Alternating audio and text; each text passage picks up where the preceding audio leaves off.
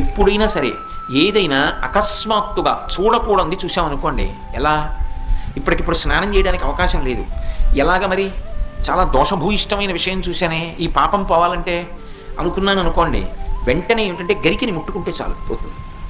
తీవ్రమైనటువంటి పీడకలు వచ్చిందనుకోండి, ఆ పీడకల పరిహారం అవ్వాలనుకోండి ఏ అభిషేకమో చేయించుకోవాలి. శక్తి లేదనుకోండి మీరు అన్ని పూజలు చేయించుకున్నట్టే. స్నానం చేసి ఒకసారి గరికని ముట్టుకుంటే చాలు, స్నానం చేయకపోయినా చెప్పులు ఇప్పి గరికను ఒకసారి ముట్టుకుంటే చాలు. అందుకే శతమూలా శతాంకుర సర్వగం హరతు మే పాపం దుర్వాదు స్వప్ననాశిని. ఓ శతమూలా శతాంకుర, నువ్వు అనేకమైన వేర్లతో ముందుకెడుతుంటావు, అటువంటి అంకుర నిన్ను ముట్టుకుంటున్నాను. దీనివల్ల ఏమవుతోంది? సర్వగం హరతు మే పాపం, నా పాపములన్నీ పోతున్నాయి.